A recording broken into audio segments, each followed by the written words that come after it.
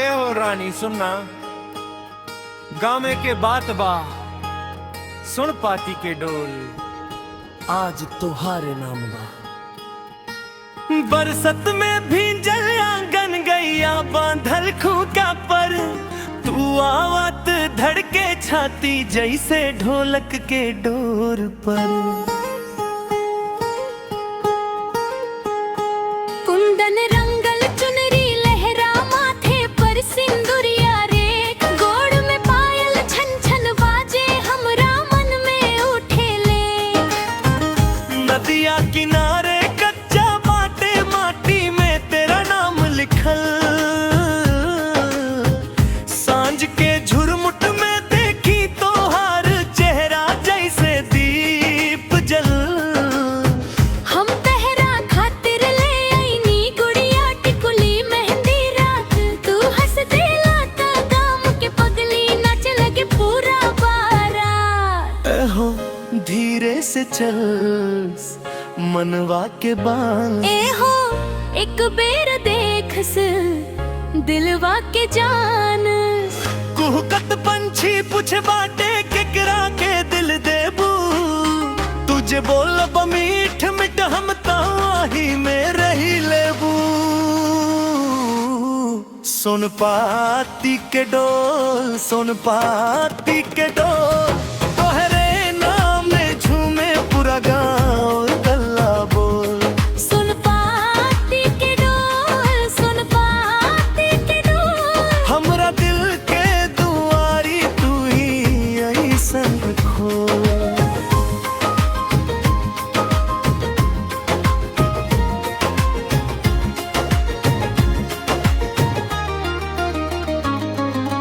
अखियां में कजरा लागल, होठ पर हल्का मुस्कान, बुलबुल जैसन बात कर तारी हसला में बैठल बिहान।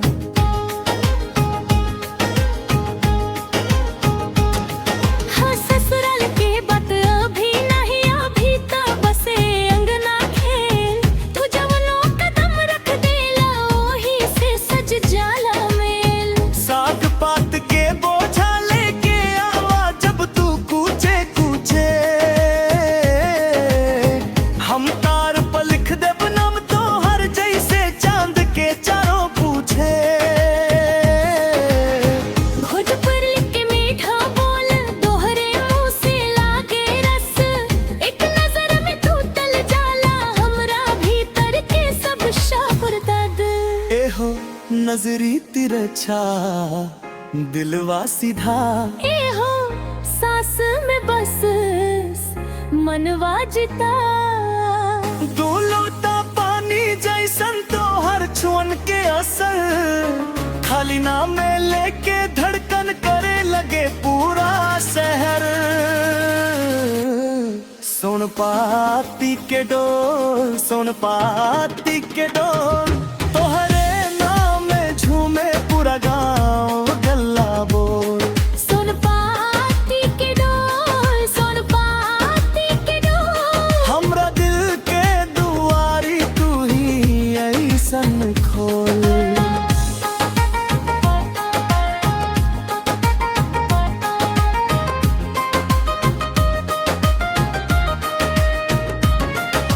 खेतन के मेड़ पर बैठल गोधूली रंग के सांझ, तू हंसे लता छप छप बाज गोरैया के पंखवा झांझ।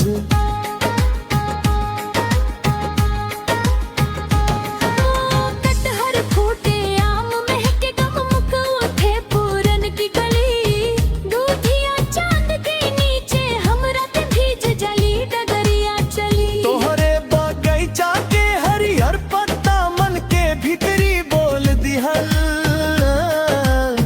एगरे एगरे चलत तू जब पूरा मौसम डोल दिहल।